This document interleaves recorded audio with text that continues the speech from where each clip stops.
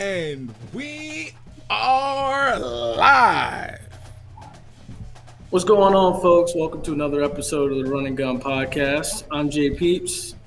I'm Jay Cee. And tonight we got Miss Alison Posey joining us from up in Tallahassee. How you doing tonight, Alison? I'm doing good, guys. Thanks for having me again. I had a lot of fun last time I was on, so I can't wait to get round two going. Honestly, I'm excited too. I'm excited. This is my escape away from midterm exams for our doctorate program. So I'm excited for this. Yes, escape from real life for a minute. No, I'm coming after you tonight, Allison. I'm ready for you. I got you. I got all my notes ready. I'm ready to own you. Own you. Ooh. Oh my goodness. Ooh. Wow. You are no chippy, huh? All right.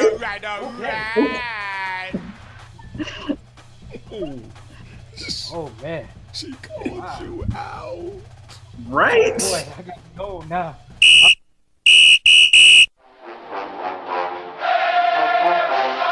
Hey, what's going on, guys? This is JP. This is the Bo. This is Jay Cee. This is Flash. This is Denny Hendricks. And you're listening to And you're listening to And you're listening to the Run and Gun Podcast.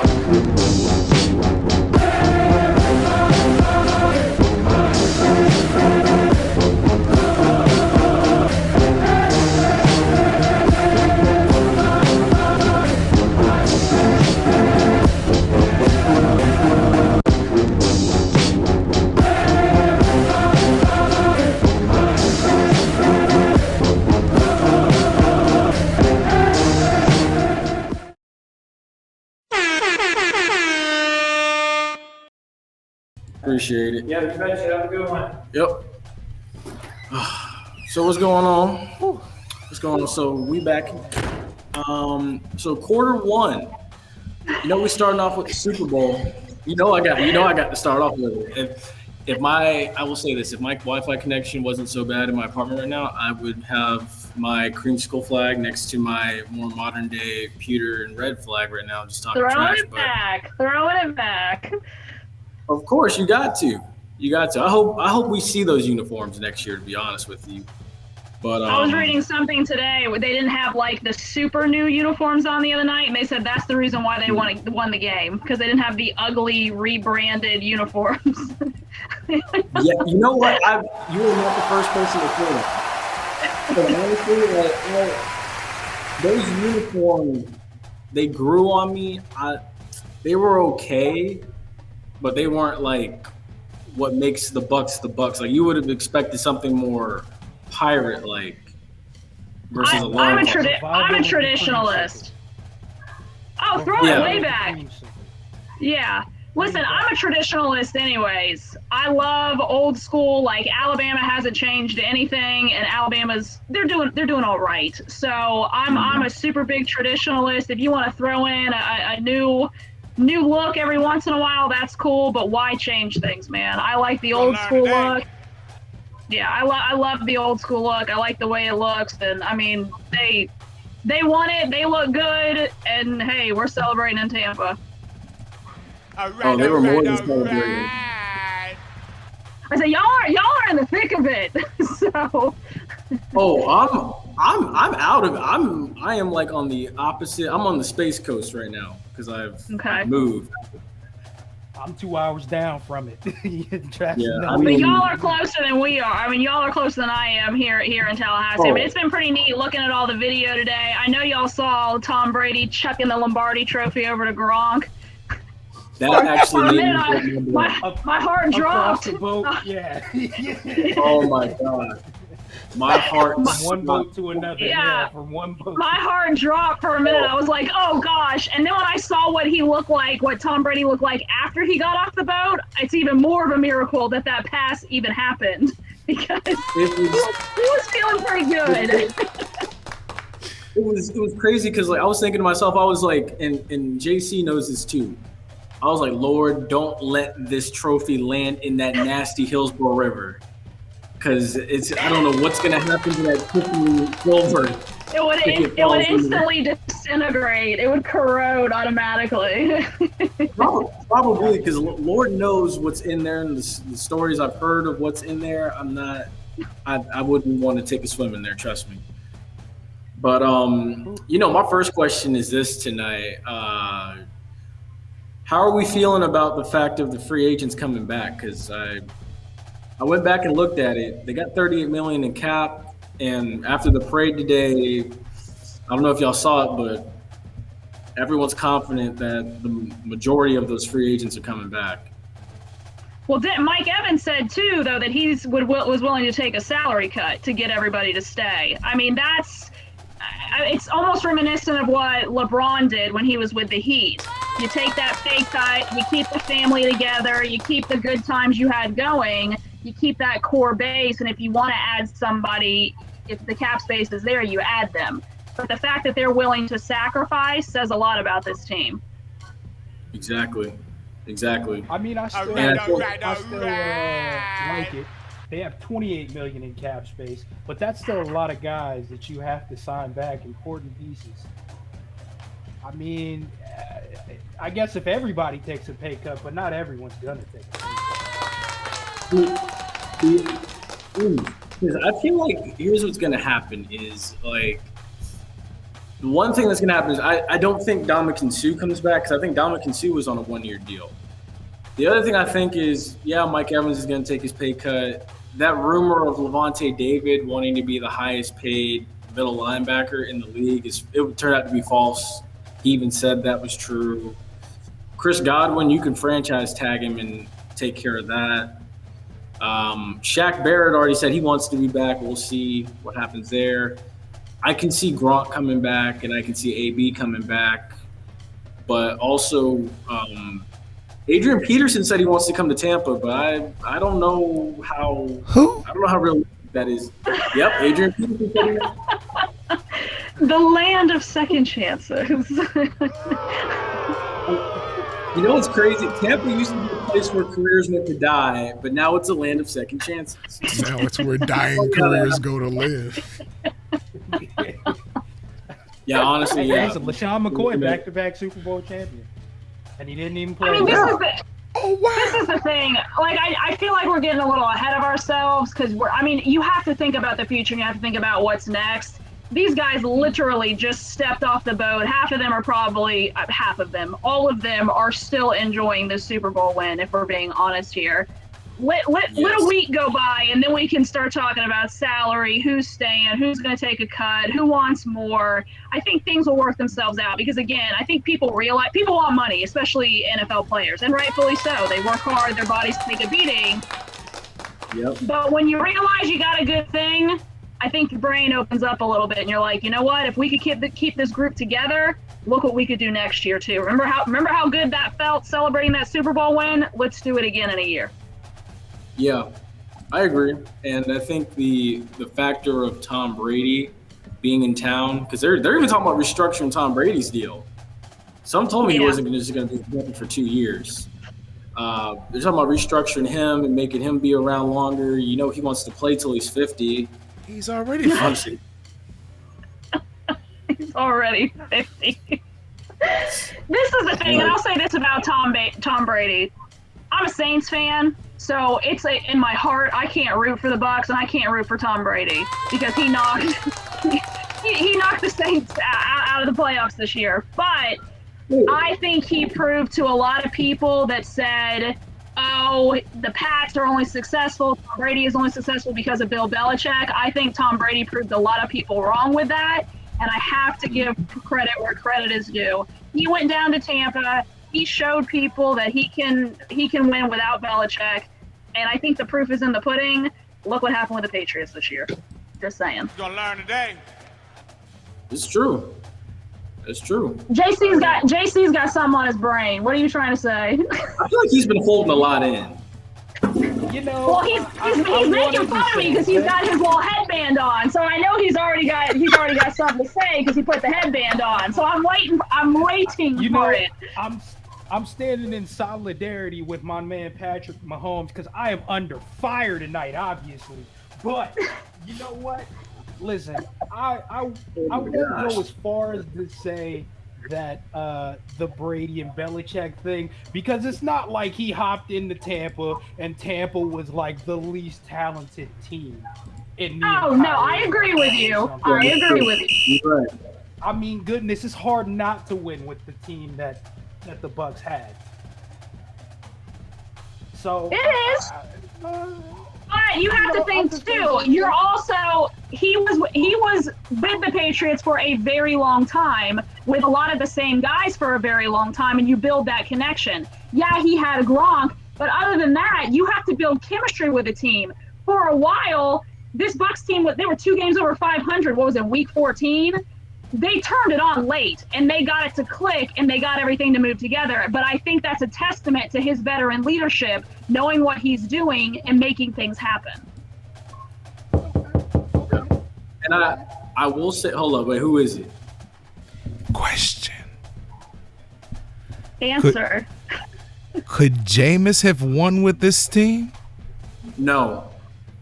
They wouldn't have won the Super Bowl. No, I don't think so. I have to get, and I have nothing against Jameis, but I think there's a lot to say about veteran leadership. Tom knows how to win. He's been in the big game before. He knows how to get it done, and he got it done. There's no question about it. He got those guys to rally around him, and he did have a lot more weapons than Jameis did. That is undeniable. But he was able to go down there and take that leadership and turn it into something big. I agree. Because I mean, I can agree with that.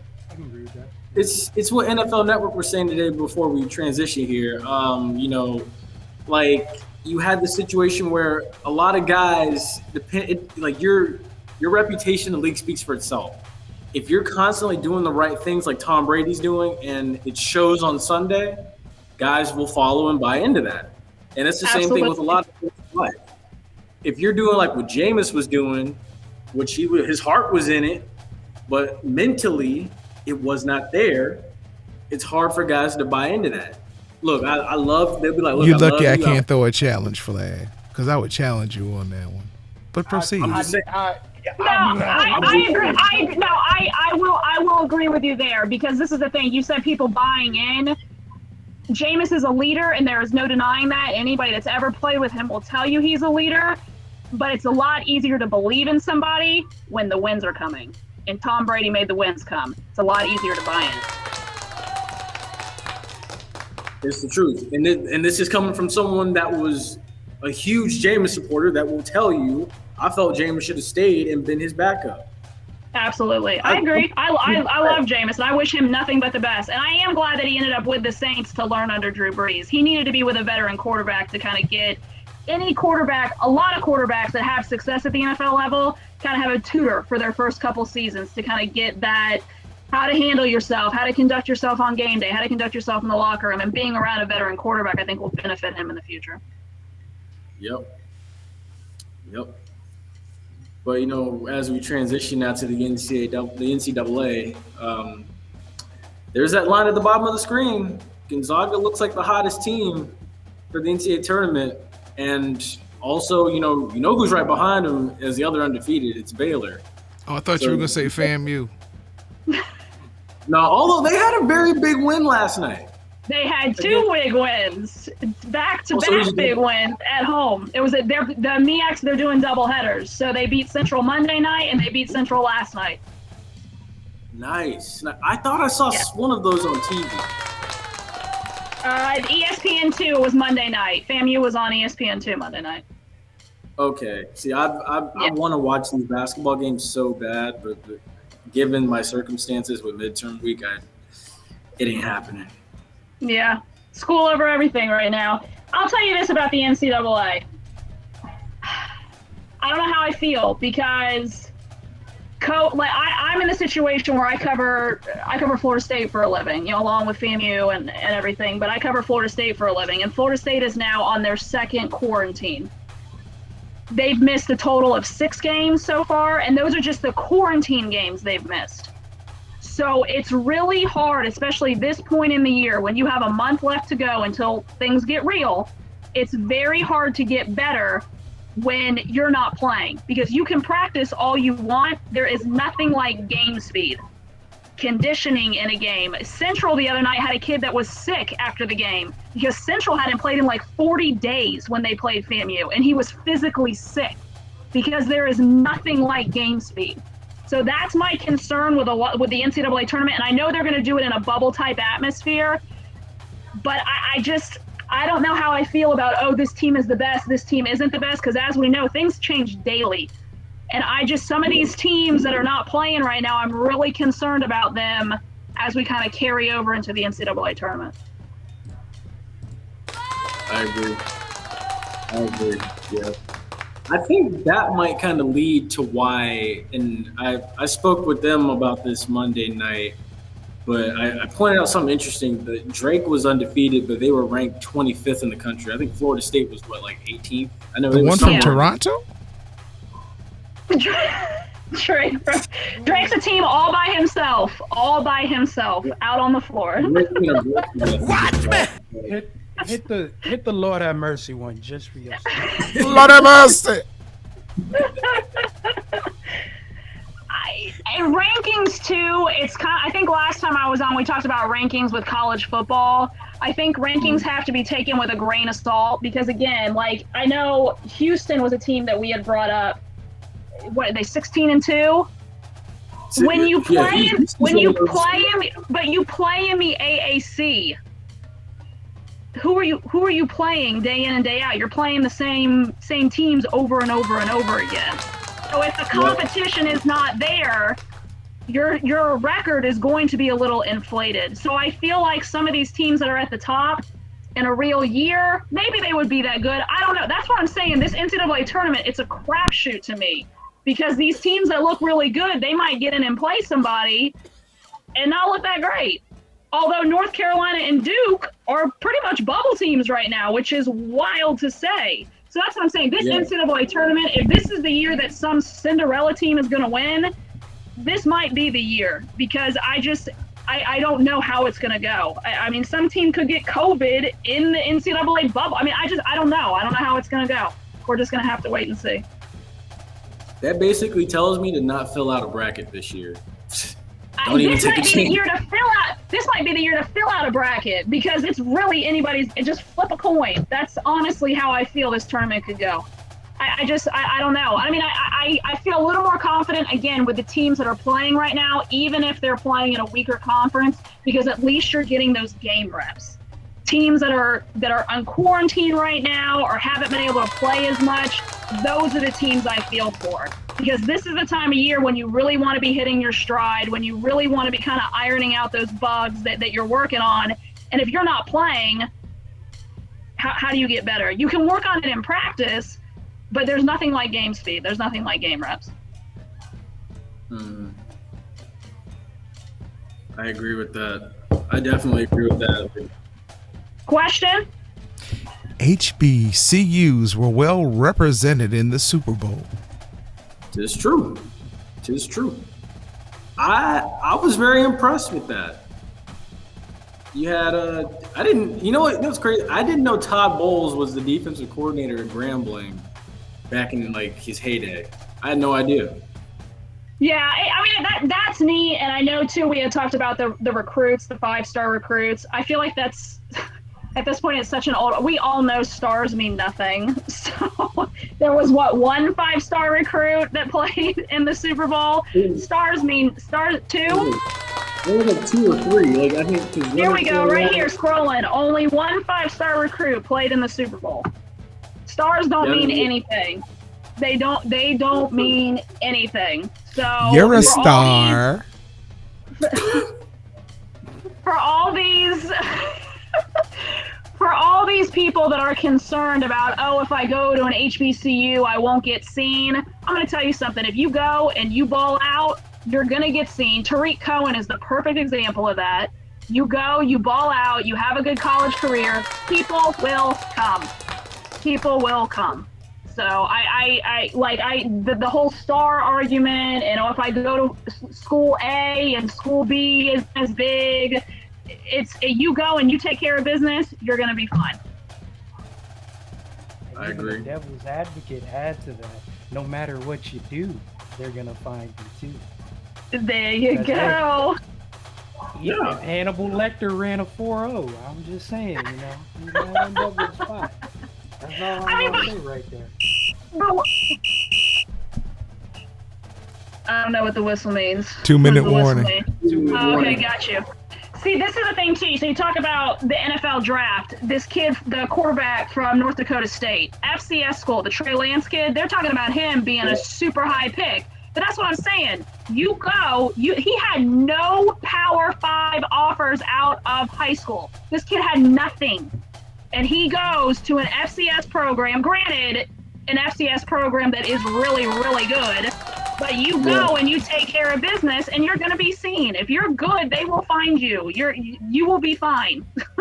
And he's another example of a guy, or how many people in the NFL, that go. I was talking about Drew Brees earlier. Drew Brees was not a highly touted draft pick. I mean, he just kind of went to Purdue and then went to the NFL, and now look at him. So you go and you're talented and you take care of business, good things will happen. Yep. Yeah, to add on to your point, even previously, Carson Wentz, I believe, went to an FCS school, right? Exactly. Carson Wentz went to North Dakota State as well. Yeah. That's what I'm saying. Like, I can't stand when people are like, oh, if I don't go to this big time school with, 20 draft picks every year, I'm never going to get seen. That's not true. You go and you do your thing and you're going to be fine. Exactly. And even if you go to those programs, you might never get seen because you might not get off the bench. Absolutely. Have you heard of Delaware before Joe Flacco? Well, that's the other thing too. I don't think he's a great example. But again, it goes to the point where if you go to an Alabama, you have the better resources. That's undeniable. I mean, if you go to a school, Clemson, with high dollar boosters, there's going to be more things accessible for you. But if you are a top level talent and you do top level talent things, scouts notice that. Mm-hmm.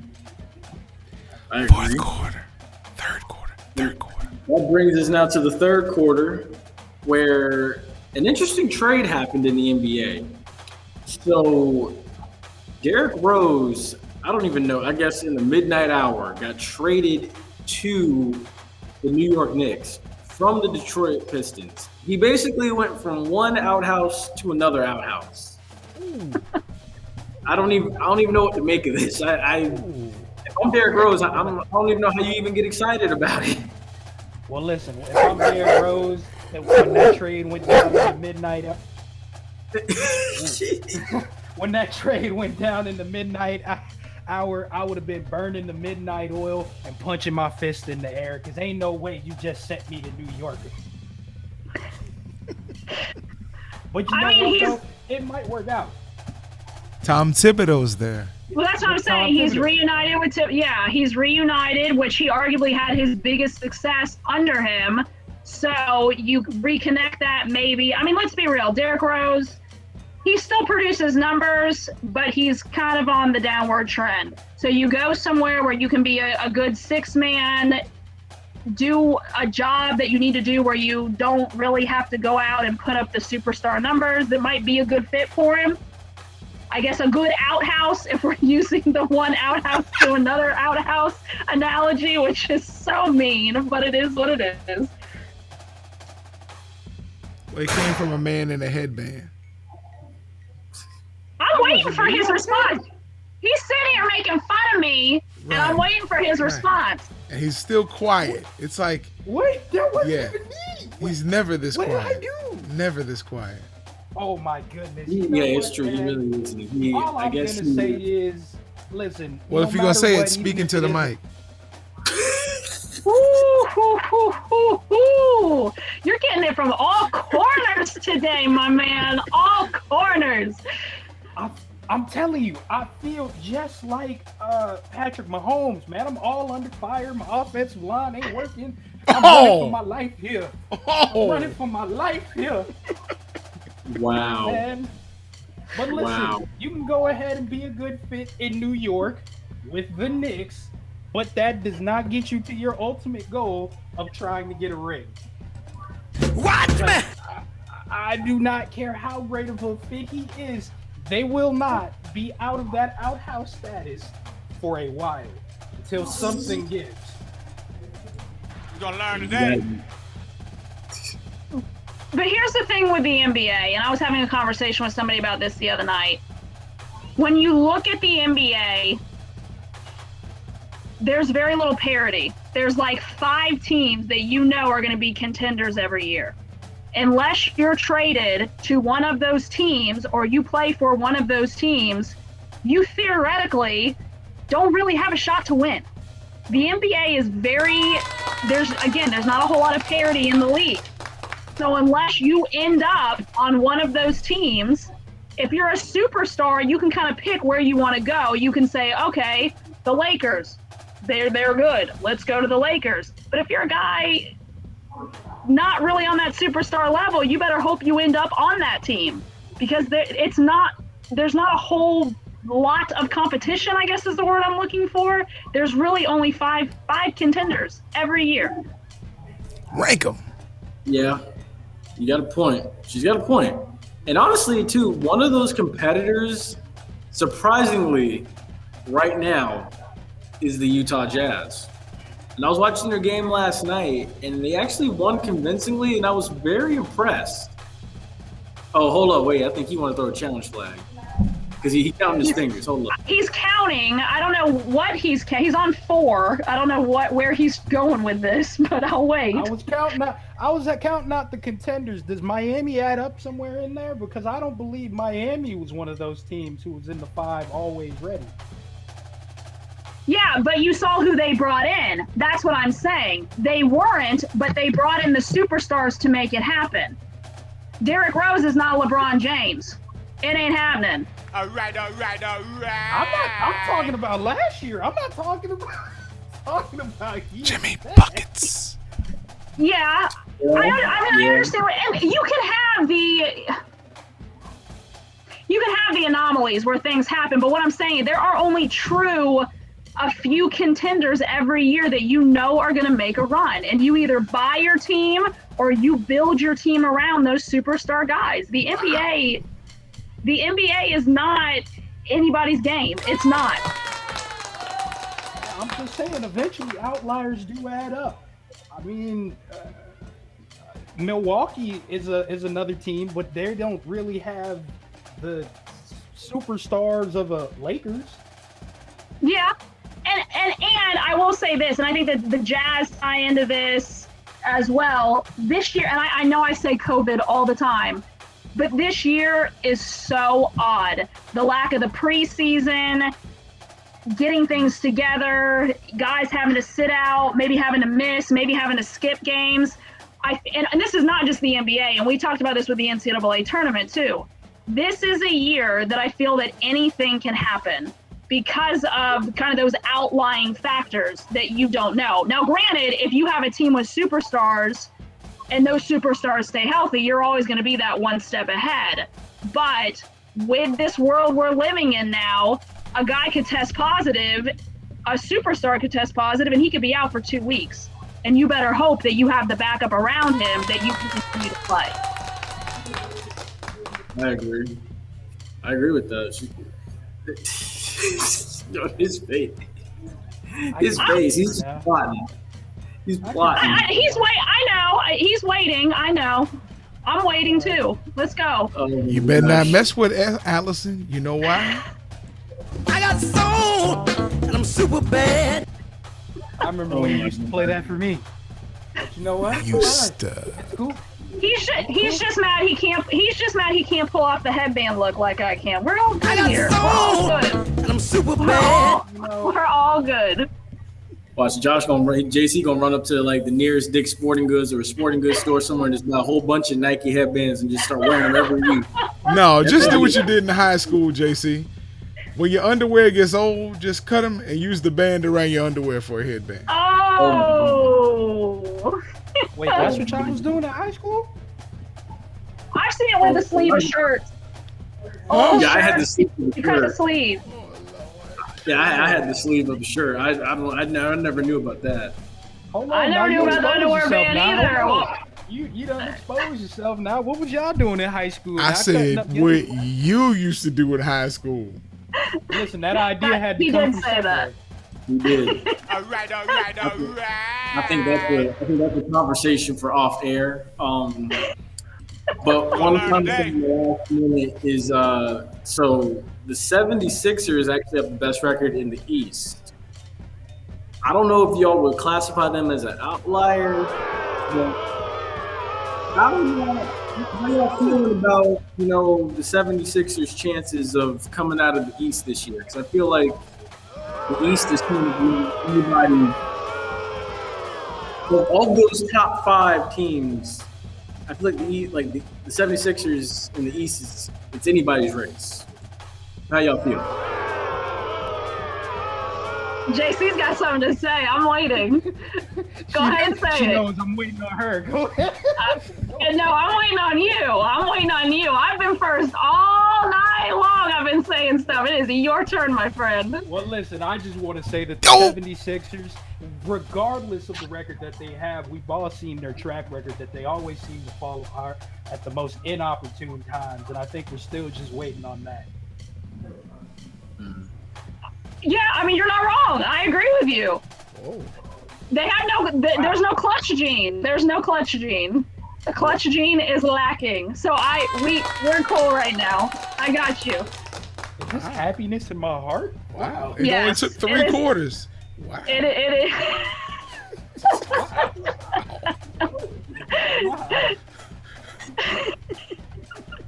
You're gonna be all right over there, or you be okay? Now All you my can get life rid of I've the had cheap to fight. alcohol. Well, listen, it's right here. Don't say nothing. You better calm down. We on air. Listen. Oh gosh. We are on the hot topics now. First of all, I'm gonna start off with this one right here. Which Super Bowl commercial caught your attention the most? Really, like for me, I'm gonna say the one that caught my attention was the one with the whole. It wasn't Boy Meets World. It was Wayne's World. The Wayne's Yes. World one caught my attention. I felt like that was like a commercial. Party on, Jordan. I say it every year. I'm like, there's always that one Super Bowl commercial that you just scratch your head on, and you're like, this commercial is on drugs, and that was it. For me, I thought it was funny. To be honest with you, a lot of the Super Bowl commercials this year, I was not overly impressed with any of them. One that did stick out to me, and I think it's just because Shaggy was popular when I was in high school, was the Cheetos commercial. Wow. Yeah. Yes. So I thought that was really funny with Ashton Kutcher and his wife, and then she's like, "It wasn't me," and she had all the orange on her finger. I thought that one was actually funny. Yeah, I really did laugh at that one. That was one of the funnier ones to me. Just because that song again was so huge, and then for them to incorporate it into a commercial, I thought was pretty funny. JC? I should have just jumped her because that was mine. But what was another good one? There weren't many. Yeah, I mean, I guess the Drake one was kind of funny when he comes in as a stand-in for Jake from State I Farm. thought it was a basketball team. It was the State Farm one. I know what you're talking about. That one was all right. Like I said, this year was not like normally. I'm laughing every commercial break, but this year there was not. And I don't know if it's just has to do with maybe the climate that we're in, that they wanted to take a more serious tone with commercials. Because there were a lot of really good commercials with good messages. But there weren't a whole lot of funny ones this year. But the Cheetos one has my vote. I thought that was pretty funny. I like the one with Tom and Gronk, the cell phone commercial. Oh, that one was funny too. That one was funny. And they did it again with where the cell phone service breaks up. He's on a FaceTime call and That one was funny, and they also did it with Blake Shelton and Gwen Stefani, kind of how they started dating. Those were pretty funny too. I did forget about those. Those were actually pretty funny as well. I laughed at those too. I like Did they the show one. the Brady and Gronk Super Bowl commercial? Because I saw on T-Mobile's Twitter page, they were like, this isn't gonna be seen on TV. Yeah, it was there. Yeah, they did. They showed it. They showed that one, and they showed the Blake Shelton and Gwen Stefani one. I thought the one that was real funny was the team that showed up in the Super Bowl and didn't have 3 offensive linemen and had to use 3 backups. That commercial was hilarious. I don't remember that one. Or maybe the one where the refs played the best defense of all. Yeah. Love that one too. That was hilarious. Wow. I mean, Phantom PI calls, that was my favorite too. Yeah. Yes. Phantom PI calls are great. Wow. Yeah, those were hilarious. One more thing before we jump into I guess the recruit. Well, no, before we jump into the goalies struggling this season, I gotta say, Allison, you're in Tallahassee. You saw FAMU's recruiting class firsthand. Mm-hmm. I mean, it was electric, and I'll tell you this: every single high school coach that I talked to this year was very frustrating for them because there are a lot of talented kids that are not getting scholarship offers just because everybody has that extra year. So scholarship offers are already limited as it is, and the money's just not there. So there were a lot of talented kids that couldn't find a home. I talked to several high school coaches on signing day that were like, I have coaches every day calling saying, hey, I love so-and-so. I have nowhere to put him because they just don't have room on the roster. So in that aspect, it was kind of a weird signing day, but it was also really good for schools like FAMU, and they took advantage of it, that transfer portal. These kids being able to transfer wherever they want, they took advantage of it. FAMU got a lot of really good transfers. They filled I know the spots they needed to fill were spots on the offensive line and the defensive line, and they did that, and they did that with good kids. One of the linemen they picked up, the offensive lineman, is from Florida State. He wasn't playing at FSU, wanted to play, going over to FAMU. So huge get for them on both sides of the ball on the line, and also a lot of really talented high school kids. Got a kid from Hamilton County that's a huge lineman. He's going there. The twins from Wakulla High School right outside of Tallahassee. So even locally, he picked up a lot of really talented guys. DeAndre Francis, who is a running back at Rickards High School, he's going to be a preferred walk-on at FAMU. Really? Stellar state championship game for Rickards. So he's going to be at FAMU too. So Willie got a lot of local kids. But he got, I think it was 19 players that he picked up, transfers and new signees out of high school. So awesome class. I know he's really excited about it. I mean, they capitalized again on getting those talented high school kids and getting some kids in the transfer portal, because at the end of the day, we were talking about experience earlier. You can't beat it. You have a 4 or 5 star kid in high school that's never played a down of college football. It might stink to pass up on him, but who are you going to take? You're going to take that transfer kid that's played in those big games. And every school, Florida State did it, FAMU did it, even Valdosta State at the Division II level, they did it as well. But FAMU got a lot of really, really talented kids, and I'm really excited about this class for them. How's the transfer portal work? What do you mean? I mean, it's open this year. Kids can go anywhere. Because of COVID, that they opened it up. There's no penalties. It's open season. That's why a lot of the high school kids are having a hard time finding somewhere to go, is because the transfer portal is so wide open that, like, I'll use Florida State for an example, because they filled, they got 9 guys from the transfer portal. So that's 9 high school kids that aren't getting scholarships from Florida State that would have normally. They instead went with those transfers.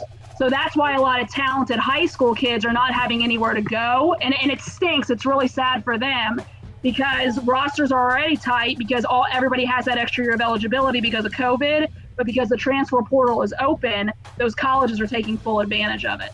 So it's kind of a double-edged sword. It's a good thing, but it's also a really kind of crappy thing for these high school kids that might be overlooked. That's one thing I do credit Willie Simmons with. It's growing up and going to those games. You look at the program, half that roster was always from either North Florida or from South Florida, and for a while, I guess you could say FAMU had lost those areas, and now they're slowly. They got them back. Yeah, they're winning back.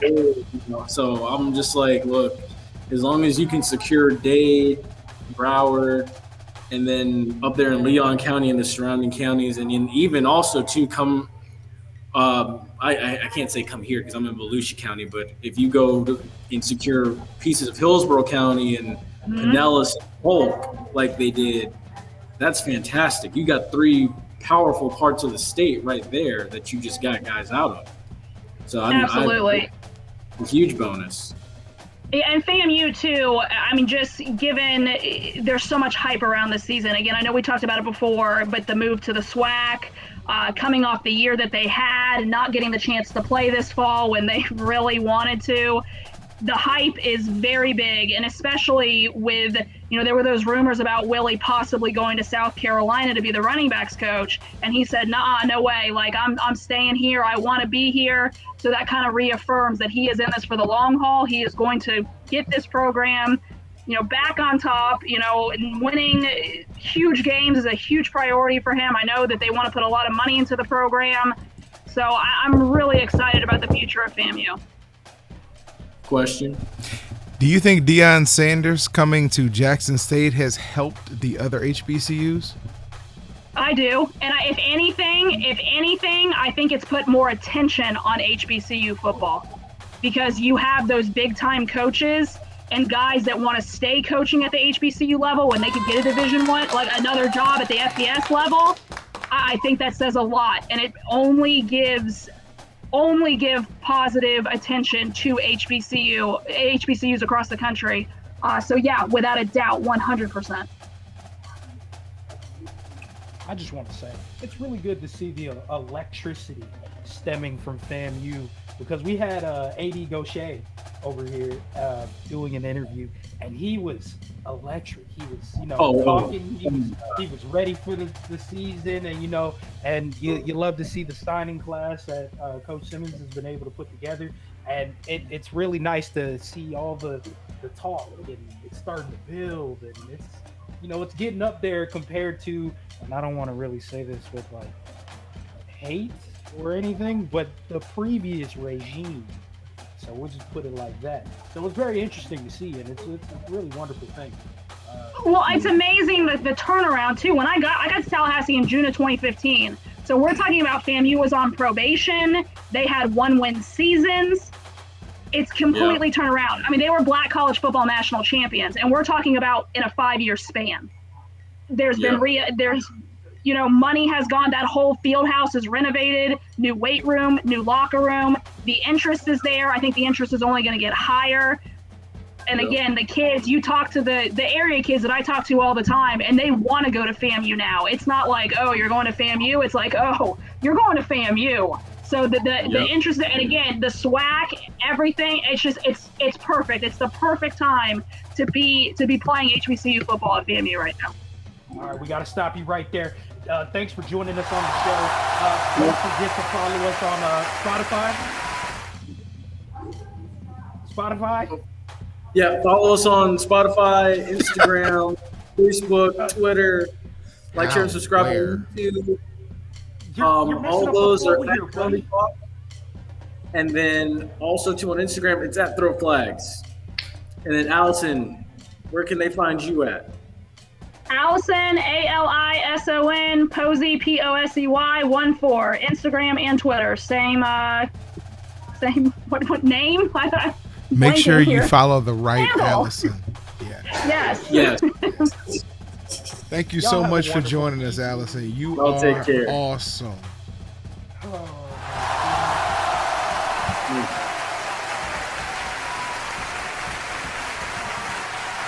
I'll have a good one, America.